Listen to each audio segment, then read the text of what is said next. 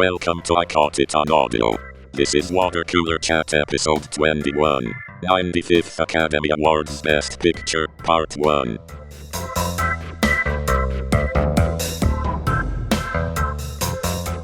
Hello and welcome to I Got It on Audio, a 64 Tacos podcast. Today we are going to do a water cooler chat about 5 of the Academy Award Best Picture nominations for 2023. I think it's the 95th Academy Awards. Yeah. And we are going to talk about All Quiet on the Western Front, Banshees of Inisherin, Elvis, Top Gun Maverick, and Triangle of Sadness. Let's start with one of the lighter ones. Let's start with Top Gun Maverick. Everybody saw that, right? Uh-huh. Yep. Okay. And did anybody go to the theater and see it? No. No, I was thinking I should have, but I didn't end up doing that. Yep, I didn't wind up getting to it in the theater either. Had I known that it was going to be one of the Best Pictures nominations, I might have made an effort to get to it before I left the theater, but the theater is not my favorite thing. So, Yeah. So what'd you guys think of that one? I was surprised that it was better than I was expecting it. I was never a huge fan of the first Top Gun. I never even really understood all of the hoopla about it. Like I don't. Is it sort of his best friend dies and he's sad about it? Yeah, I know. I mean, it's got some emotional moments. It also has a whole lot of Berlin. Yeah, it does. That's actually one of my favorite parts about the movie. Is not only is the song amazing, but it just pops up at, it's like, this is your cue to understand that there's romance going on between Kelly McGillis and Tom Cruise. Well, it tells you more about that than Tom Cruise's chemistry with Kelly McGillis, which is basically non-existent as memory serves. Yes. Well, that's why you needed the music cue.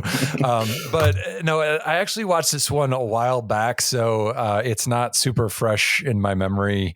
But like I said, it was better than I was expecting. And I liked how how it kind of shifted gears kind of midway or about 2/3 of the way through I don't know. Should we get into spoilers or anything? Yes, but make sure you say spoiler afterwards. Okay, spoiler. Yes. After you say it, then spoiler then alert. Yep. Yes. Okay. So when they get like shot down or whatever, and they're behind enemy lines, and then they have to kind of make their way out.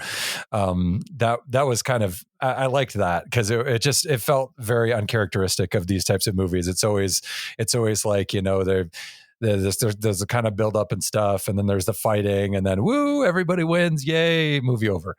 And this was kind of like, wait, what's going on here? You knew the moment they were briefing him on it, and they were talking about what stuff they had at the base they were going to be bombing, and the second they said they had an F-14 Tomcat, you knew he was going to be down there flying that Tomcat. Well, of course he gets shot down. It was all very, very characteristic. Spoiler alert. Yeah, and it was formulaic in all the ways that you would expect. But I don't know. What do you guys think? I've talked enough for this one. Well, I think this was an extremely good execution of what the first one. I know a lot of people love the first Top Gun, and it's fine. It's a super 80s movie. I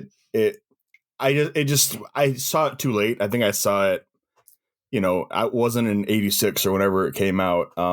It was years later, and it didn't really work for me particularly. I found the Maverick character kind of annoying in the original one. Yeah. But it's just good 80s cheese, right? Yeah. This one was actually everything that was trying to be, I think. The absolutely. action was amazing. Like all the flight stuff, much of which was real, like people actually up in planes. It was really effective. I was rolling my eyes for the first half hour, 45 minutes. Like, yeah. like, all right, because it's kind of a cheesy entertainment popcorn movie, and I don't always love those. But despite myself, it kind of got me, and I really enjoyed the movie overall. Especially if you're into these like big action popcorn movies, I think it does a great job of that. I think it really succeeded on that level. It's not going to be one of my favorites for, the Oscar or anything like that, but it's great, entertaining filmmaking, and it got me despite my desire not to be gotten by it. Yeah, it was absolutely a great popcorn movie. Lots of fun, lots of action, a little bit of romance that didn't bog the story down. And yeah, it was a lot of fun.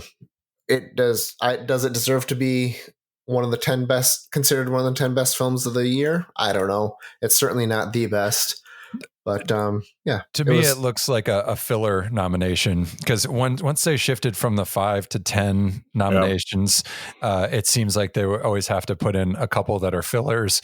Yes, and they're usually like the ones that you wouldn't expect. Like this is the big action movie filler. Yeah. Yep. One of two this year, I think. But it made so much money. People loved it. It made almost $1.5 billion, which is absolutely insane. So the Oscars are saying, hey, this is not art house film, but it's a really successful movie and people love it. Sure, let's just toss it on there. I think that's smart, if nothing else. Yeah. So let's shift gears a little bit and kind of flip everything on its head and go to the Banshees of Inisherin. Is that how you say it? I think so. Yeah.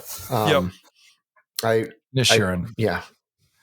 This one is totally different in feel from Top Gun and is more of what you would expect from a Oscar-nominated film.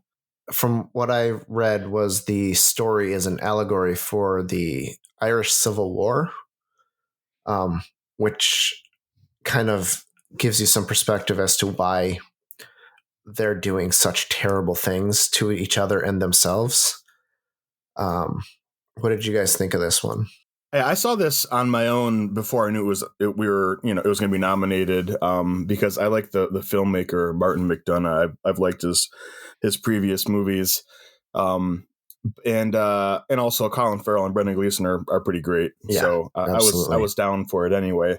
And yeah, this is definitely. It's sort of a black comedy, I would say. It is funny and droll in certain ways, but also incredibly bleak at the core of what it's saying about Jamie hated watching this one. Jamie absolutely hated watching this one because it's so dark and these people are suffering and things only get worse. There's no respite from it.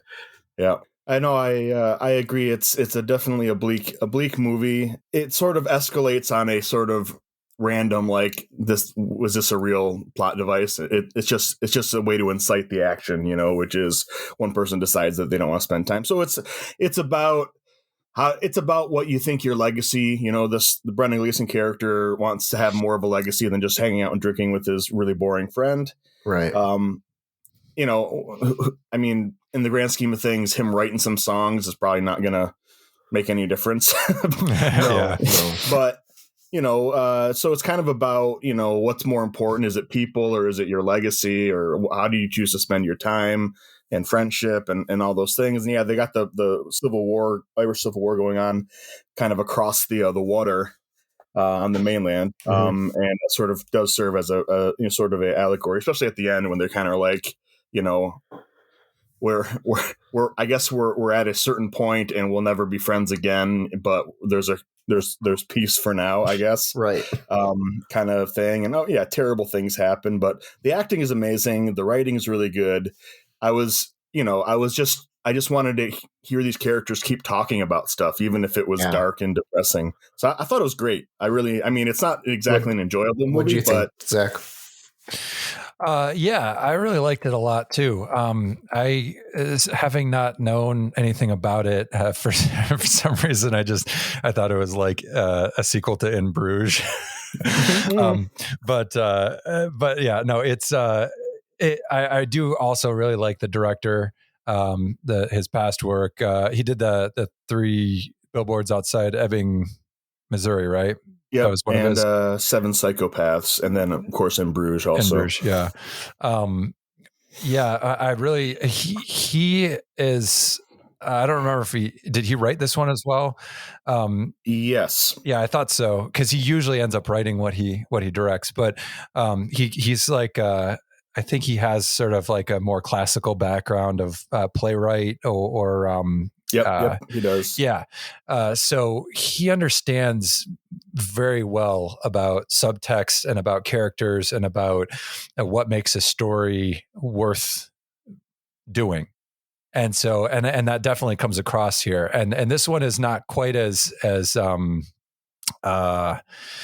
quite as in your face as some of those other ones. But it, what I really like about it is how it has a lot to say without saying those things directly. Yeah. It doesn't try and push any sort of agenda, or it doesn't try and that caught me off guard at first, because I was like, wait, well, what are you trying to say here? You know, like I didn't even know anything about the Irish Civil War stuff, but that, you know, you having said that, it makes a whole lot of sense.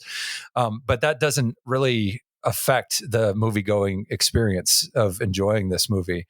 And like you guys said, the performances are amazing. I think without a doubt, Colin Farrell is going to win this.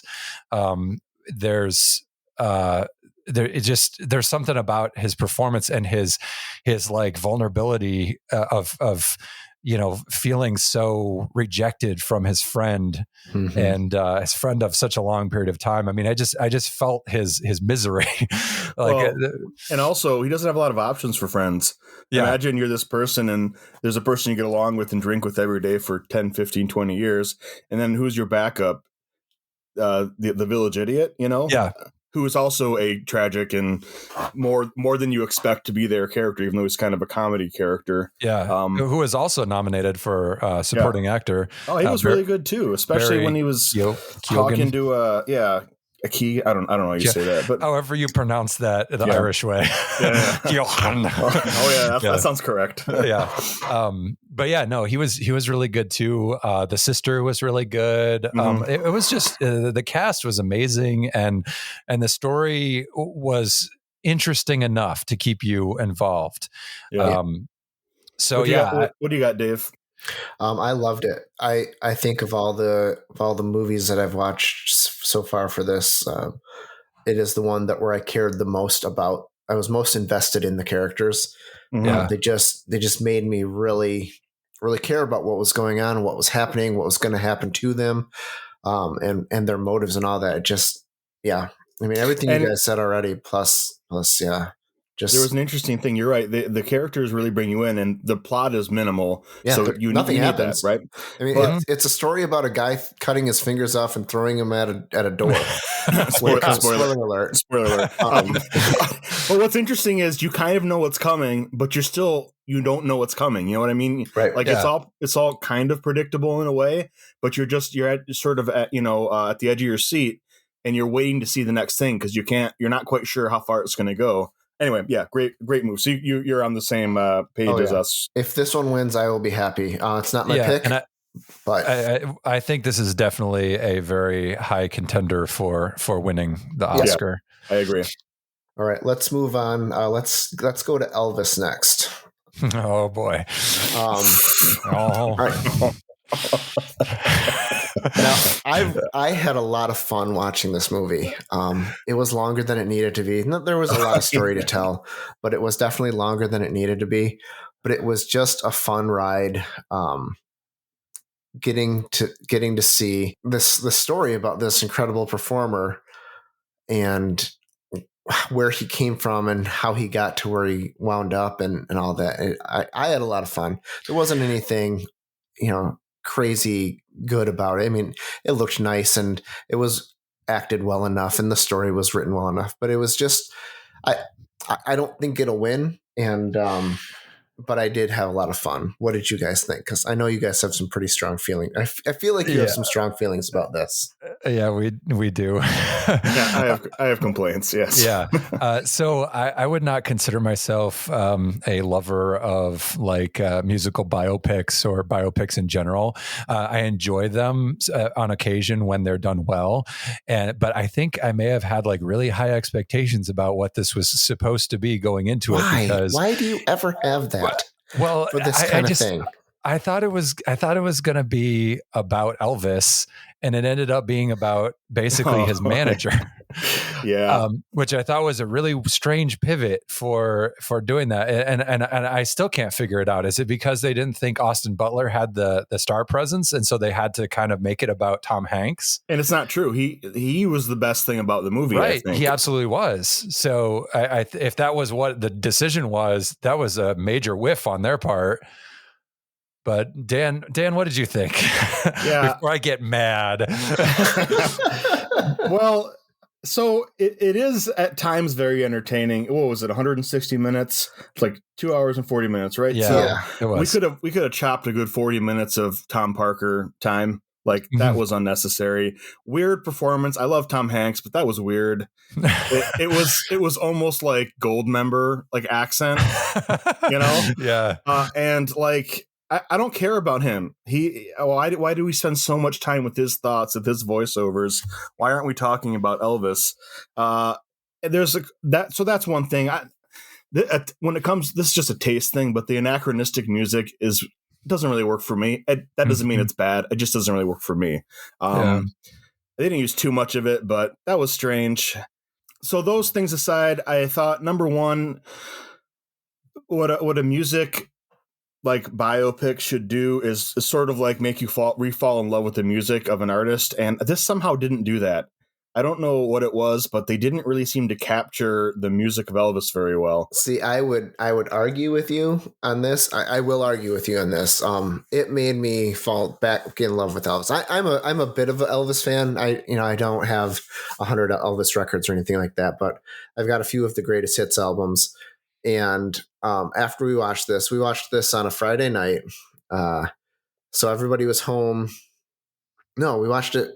I don't know. We watched it a couple days before the Super Bowl, and then everybody was home getting ready for the Super Bowl, and Jamie put on music, which is very rare. Usually it's Jack or I that will initiate the music playing, and she's like, Google, play some Elvis, and now my phone's going to go off.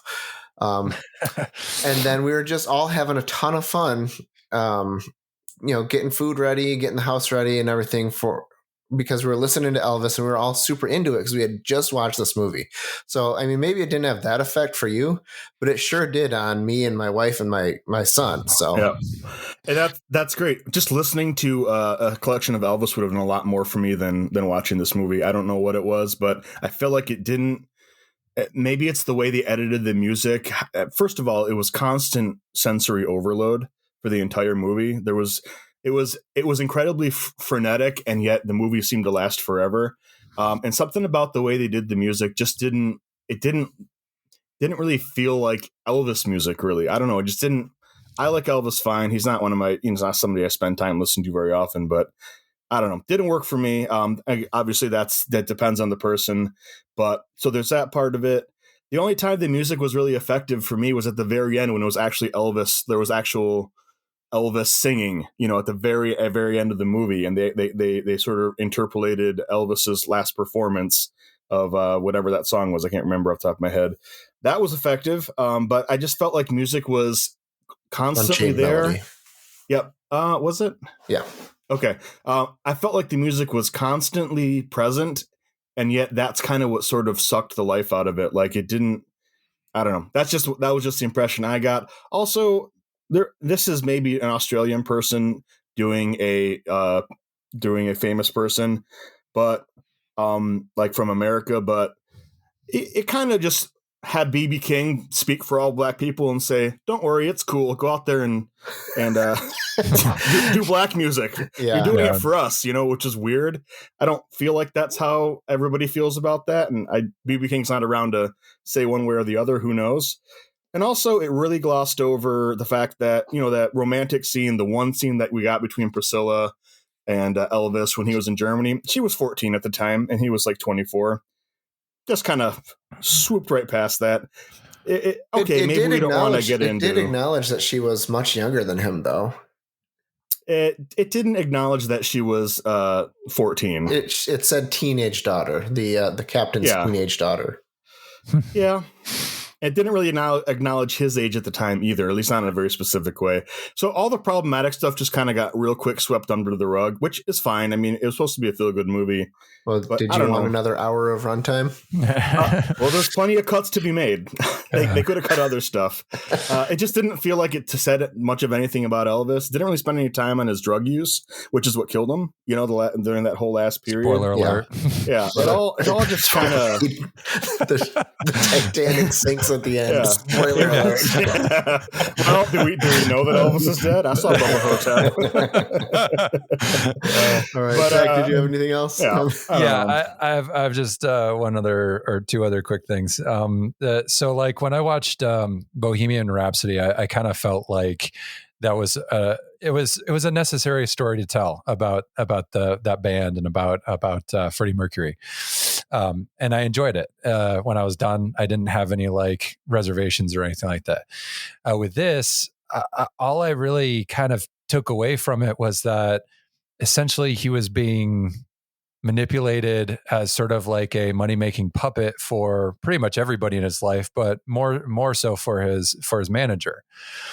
And maybe I just wasn't seeing the right stuff or really taking note of what it was, what they wanted to do with it. But that was my takeaway, and I felt like it was kind of unnecessary. Like, if I'm gonna have a movie about Elvis, I want it to really be about Elvis, and I want to come away with it as, okay, maybe he did have some, problematic areas of his life, but overall, like, there's a good reason for why this person was so big and so popular and the music that they wrote and stuff like that. And it just didn't feel like a celebration of his life and his music to me anyway. But I am really glad that you enjoyed it, Dave, because I loved it. It makes me feel better that somebody out there was enjoying this movie. Yeah. I don't think it should win the Oscar. No. Yeah, I understand why it's probably the best biopic this year. So it fills that slot. Yeah. I don't know what else there was, but I definitely enjoyed it.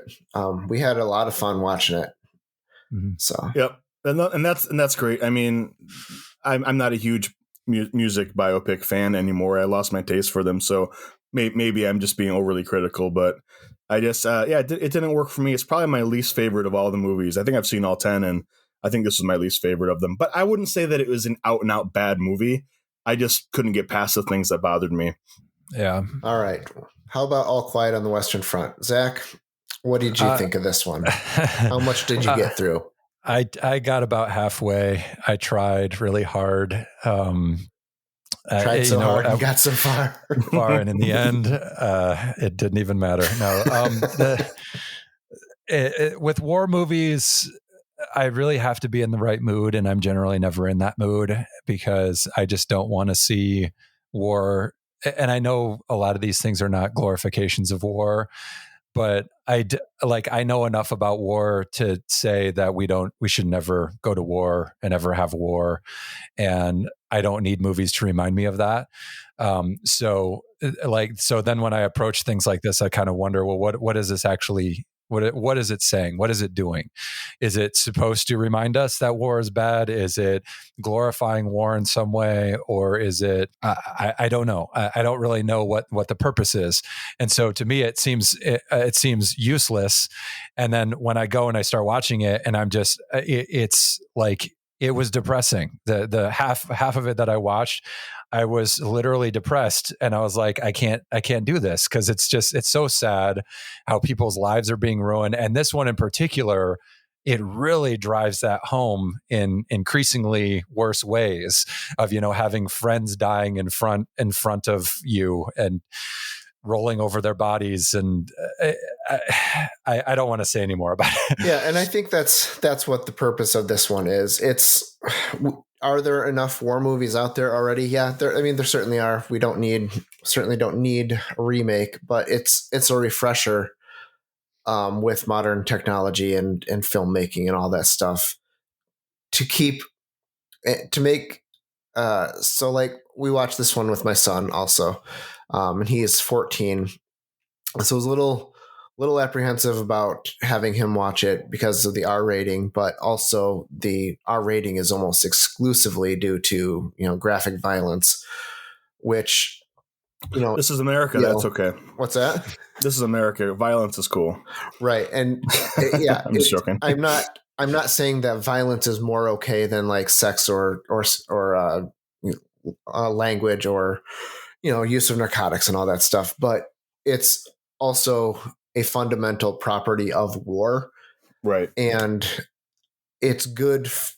It's good for him. He's old enough mentally, I think, to understand that this is not a good thing. War is not good.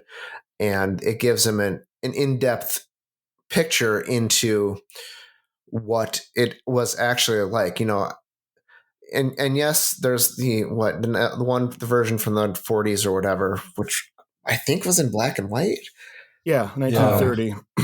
But you know what? He's not going to want to sit there through a black and white movie with antiquated storytelling and all that stuff. So it's good to have this new version of it, and that is the limit to the usefulness of it.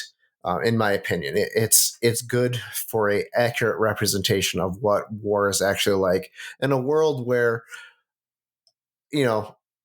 we're used to Avengers movies where it's whoever just can punch the hardest wins, and thank goodness the good guys can punch the hardest, Yeah, always. So, yeah, that's my. I totally understand, Zach, your distaste for it because it's not an enjoyable experience watching this. No.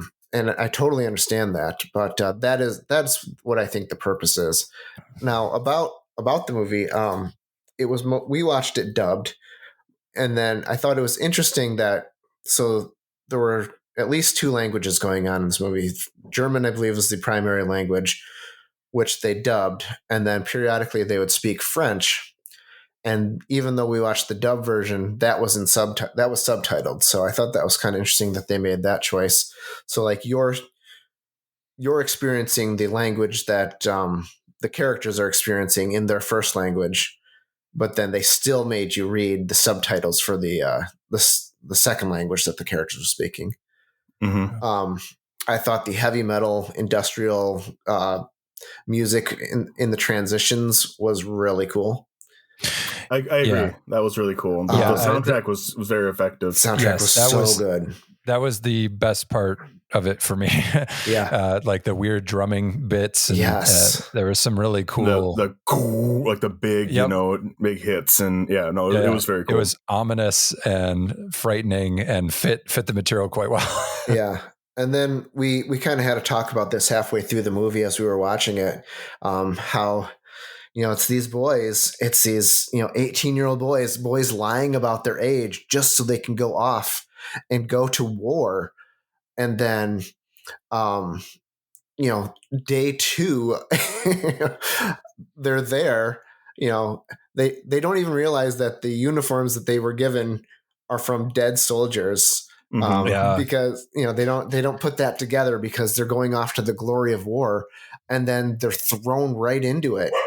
And Jamie was like, well, what did they think it was going to be like? And then Jack's like, yeah, what did they think it's going to be like? And then, I thought, yeah, well, what? And then I thought, oh, wait, no, they didn't have Twitter and YouTube and all the things we have now where we see exactly, this is, 1918 or something like that. Yeah. They didn't know what the war was actually like. And, comes back to the thing I was talking about at the beginning, where it's fundamental that we keep this knowledge of what war is like. And I know war is very different now, 100 years later, but there's still just people out there just dying. I don't know. We don't get a lot of what's going on in Ukraine and Russia right now, but I guarantee you, it's not pretty. So yeah. It was an interesting perspective of what did they think it was going to be like. Well, I agree with both of you guys on your main points. Zach, I also don't. I have trouble getting excited about war movies. They can be very effective, but my automatic reaction is, oh no, thank you. I've seen a bunch. It's awful. I don't really, between Schindler's List, Saving Private Ryan, Gallipoli, and the original All Quiet on the Western Front, which we saw when we were I saw in high school, I was probably about 15, about Jack's age. So yeah. I think that was, and I remember it being a very effective movie. I actually have the book and read the book too, the one that it's based on. And there were some interesting decisions they made here. They added the whole negotiations for peace with the French plot. Mm-hmm. Right. That's not in the book or the original movie, which he was pretty close to the book. So they added that just to get a bigger picture, which, okay, that's fine. It's also, I think it's good that it's not exactly the same as the original, because that's an additional reason for it to exist. Right. It's not just a reskin of it. Yep. Exactly. They just made some changes that I don't know why they made them, like the way his friend dies when they're stealing eggs and stuff. Yeah. That's in the original movie and book. He gets injured, and then as he's being carried home by the main character, a random piece of shrapnel hits him and kills him, and he doesn't even know it. He carries him all the way. So it's the same end result, but it was just different. And I'm not sure. I like the older version better because it emphasized the randomness of war. Like, he was going to be okay, and then just a random chunk of metal hit him and killed him, even as he was being carried to safety. But okay, whatever. This is also focuses on the cost of the interplay between the French people where they were occupying the land. So, it's all good. And I think a good point you made, Dave, is you remake it in a more modern setting so that people will access it. I found when I watched the original one in high school that it was very effective. It was really interesting to see the war from the Germans' perspective as written by a German. Unsurprisingly, the Nazis chased him out of Germany because they didn't like seeing that side of it. Because again, propaganda is why those kids were so excited, because they didn't have alternative sources of material. They were told it was great and they were winning, so they believed it, even though if it wasn't true. So yeah, I think this movie exists and it's great. I thought it was very well made and effective. I just didn't feel like it was necessary for me to see. I also found it strange that they basically stole the ending of Gallipoli, which is not at all how the book and the original movie end. Like the sort of like race for one last attack that was senseless, and there's a race to stop the war, and it's just a little too late for the main character. And they also removed a subplot where they go home for their leave for 2 weeks. I felt that was really important because it showed how disconnected they were and how sort of indifferent to life. Even when they go home and see their families and their loved ones, they're already like they don't care, and they I think it missed that, but it was doing different things. So important that it exists. That's great. I don't think I got a ton out of it personally, but that's because I've seen a bunch of war movies and it didn't say anything new for me that I haven't seen before. But for someone like Jack, that's awesome that there's a modern movie that he can experience the horrors of war as, to learn something about what it's really like that's more approachable to him than old movies, I'm sure Saving Private Ryan would have done the same thing for him. But why not have those? I just don't personally feel like it's necessary if you've seen a bunch of war movies before. Right. Yeah, it also, like you guys said, it falls into the why did we need to remake this one specifically category. Absolutely. It's like when they what was it last year, the musical they remade. It's like, why did they have to remake that Oh yeah, when it West was Side already Story. fine? Oh, right. Yeah. But yeah. All right, so we've got one more movie on the docket to discuss today, and that is Triangle of Sadness. Now, Dan, you just watched this one most recently, Yep. right? Yeah, I just watched it last night. So why don't we let you start? So you remember how we talked about how the Banshees of Inisherin managed to subtly talk about a lot of different things Yeah. without being on the nose and talking specifically about them? Yeah. Well, this was the opposite. This was incredibly literal. Very well done. I found it interesting. You didn't know where it was going exactly, which was interesting. Like, you got the little part one with where they're just arguing about gender roles and money and these rich models. And I found the first 5 minutes kind of funny when they were sort of doing the model, the male model walkthrough, and Yeah. that was funny. And then they have this conversation about who pays for what, and it was all a bit silly. And then there's the yacht, and where things get very literal.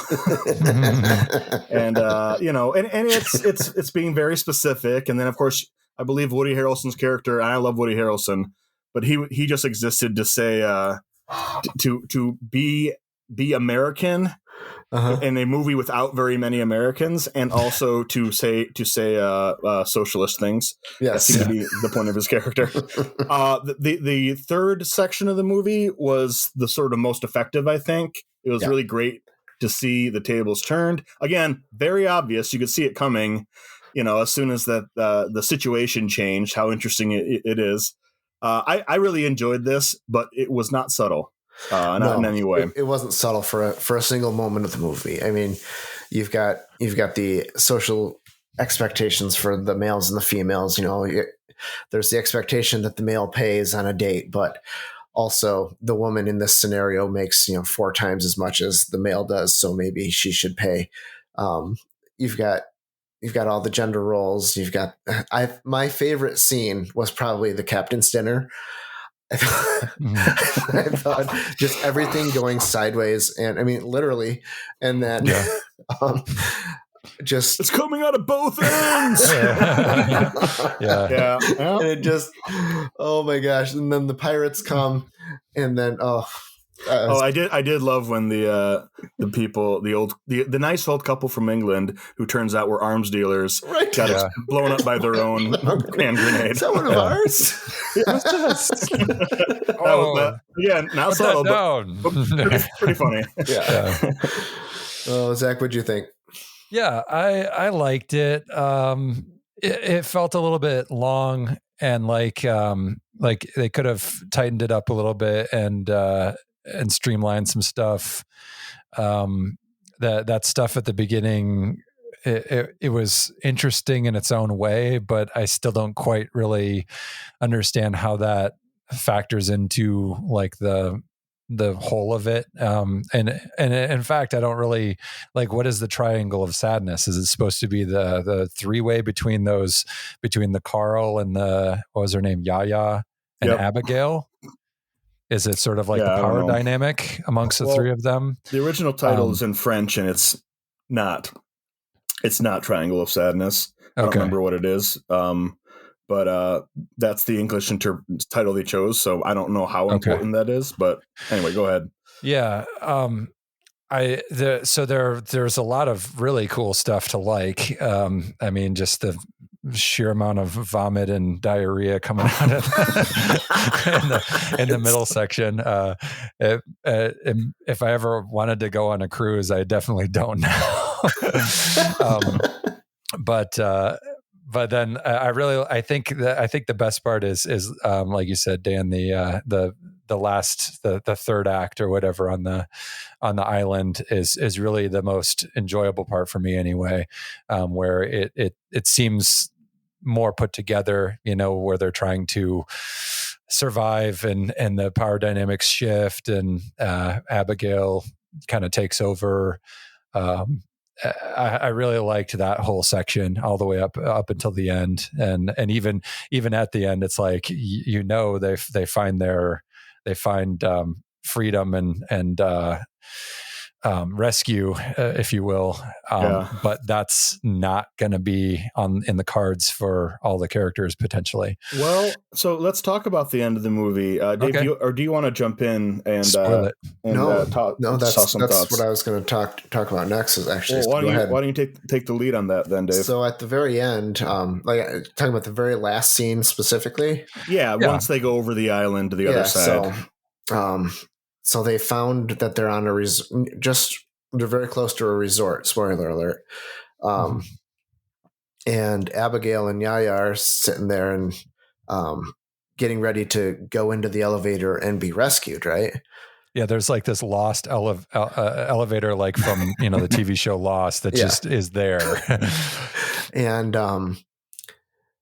so we end with Abigail holding a giant rock over Yaya's head, and we don't know whether she, and then it transitions to the guy, I forget his name, Carl, to Carl sprinting through the jungle, and then it fades to black.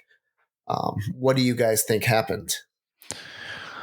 I think Abigail wants to. We know what she wants to do. She wants to keep her role as an authority figure. She wants to hold on to her power, just like anyone who gains power gets. That everything you can do, once you have power, your entire essence is devoted to maintaining that power.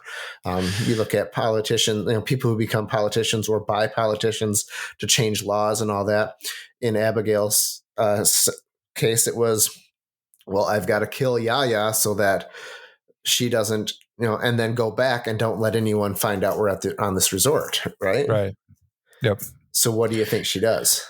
I think she does that because you laid it out right there. She's not going to want to give up control. And if she's getting that far to the point of actually like grabbing the rock and going to potentially bludgeon Yaya's head, then I think she's going to do it. We just don't see it because that's really not what they were trying to do with the film, I think. Dan, do you think she kills her? So initially, she was going to kill her for sure. She's sneaking up behind her. And then Yaya, oblivious, is like, I want to make things better for you, And then she hesitates. And then Yaya says, and so I feel like she's going to maybe not do it. Right. Then Yaya says, you can come work for me and be my assistant. Right. I was like, oh, Jesus, you want to die, don't you? Yeah. So I think probably yes. Like she's still wondering. Now, the question is, how could she get away with it? But whatever, how long did she get away with it? Yeah. Well, yeah. And how does she hide the body where the tourists come? I don't know. Right. But anyway, so I think she probably does. The question in my mind is, what is dumbass model dude? Carl. Yeah. It's such a perfect name for him. Yeah. What's Carl doing? Is he running to save Yaya? Because he heard from the from the lady who can't speak English that they're on a tourist island, or woman who can't speak. Yeah, who can't speak in English. She can speak, but she can't be understood. Right.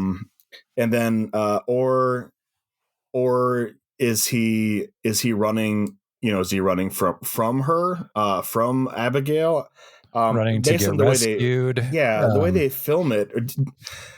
Or is he just running because he's excited because he wants to go find, he knows that there's safety on the other side of the island? The way they film it, the direction he's going is, the way to set it up is towards Abigail and So right. I don't know exactly what was meant by that, but I thought it was a little open-ended. So I was just curious what you guys thought. Yeah, no, I think he puts together that something bad is going to happen, whether it's because of the disabled lady who has trouble speaking, or if it's, I don't think he's really super smart to kind of put together, connect the dots, but also I think it's fair to that he would half an hour later have put it all together. Yeah, you could imagine that he's thinking, well, they're going out there, and Abigail is kind of like she'll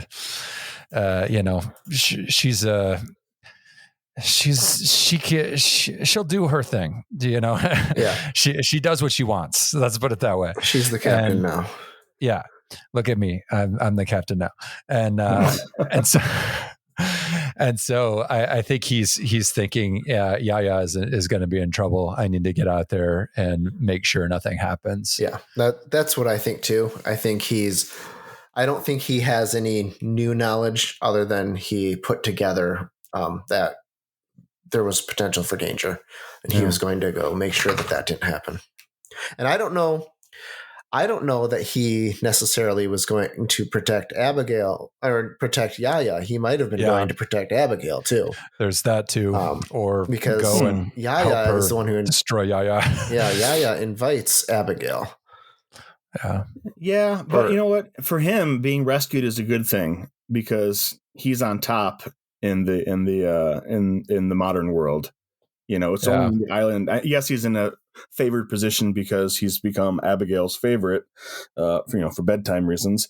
But, for him, it's better out in the real world. So I kind of think he's not trying to protect Abigail so much. Is either trying to run for safety or maybe. That's why I kind of lean for run for safety. But I think you might be right based on his expression as he's running. Maybe it is a matter of. He's trying to stop Yaya getting killed or maybe Abigail, if I'm reading it wrong. I don't know. But yeah, I think the only person who really does well in this situation is Abigail where they're at, because she's the only capable person, right. in the real world, in the real world, in a deserted island, situation. She can fend for herself, unlike everybody else. I also thought it was great when the Russian oligarch, when his wife, I guess, was that his mistress that was with them too? I don't know. That was unclear to me. I'm not sure. Yeah. But like the older lady, I think that was probably his wife or sister. I don't know. When he's grieving because she's washed up dead on the beach, he's grieving. And while he's grieving, he's taking off her rings and necklaces. Save the jewelry. Yeah. Again, there's no subtlety in this movie. It hits you on the head with, hey, rich people are bad. Capitalism is bad. These people suck. It's just that they're in the right position. But I still thought it was a fun movie to watch. Definitely. I loved it. Mm-hmm. So which of these 5 would you pick for Best Picture? If it were Banshees only these 5. Banshees for me. For me, it's Banshees of Inisherin. Okay. Out of these 5, I would also go with Banshees of Inisherin. Yep. I think I would pick Triangle of Sadness. I think it's the one I enjoyed the most and had the best, was the highest quality amongst those. I would be with you if they had tightened up the editing on it. I feel like one of the things that I'm seeing thematically of all of these movies is that they don't have editors anymore in Hollywood, which is really strange to me because they used to chop the shit out of movies to the point where you would have like a whole extra disc, a DVD disc full of deleted scenes. Right. And now it's like they just film and release everything. And I think one of the things that kind of puts the Banshees of Inisherin just over the line for me between that one and Triangle of Sadness is the fact that it's tight and it's concise. And it doesn't have any excessive stuff that I felt was overbearing. Triangle of Sadness just felt like it there were parts where it didn't need to breathe that much, and it was just like, well, I'm going to take a few more breaths on this scene and this motif. Here's an example. They're taking Instagram photos on the boat.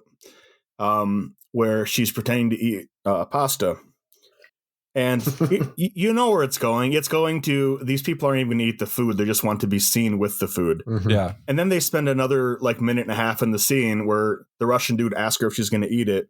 And then she says, no, I'm gluten intolerant. It's for the photos. And it's like, oh, well, yeah, I mean, everybody that knows anything about social media knows that that's what it was for. Did we need to have that be like, you could have made your point in 20 seconds instead of 2 minutes. But so, yeah, I think you're right. It could have been tightened up. I think the bigger one for me is I enjoyed the slightly subtler writing in Banshees, but these were my two favorites of the 5 that we watched, I would say for sure. Yeah. Yeah, I'm typically not a big fan of getting punched in the face with the things that they're trying to say, but something about it worked in Triangle of Sadness for me. I don't know why it was different, but I don't know. Don't Look Up worked pretty well for you last year too, right? Yeah, and that I was just going to say that.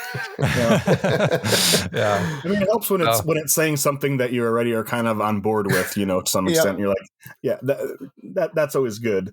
But I feel like that's probably off-putting for people that disagree, maybe. But whatever. That's in movies. Sometimes movies, just if you watch it at the right time, sometimes they strike you perfectly. It really just depends. So I do think it was Triangle of Sadness was pretty darn good. I just have Banshees of Inisherin just ahead of it. Yeah. All right. Well, I think that's going to wrap up this recording. Again, this was the first of a 2-part series where we're talking about the Best Picture nominations for the 95th Academy Awards. In the next episode, we will be talking about Avatar: The Way of Water, Everything Everywhere All at Once, The Fabelmans, Tar, and Women Talking. So you can find that wherever you're listening to this one.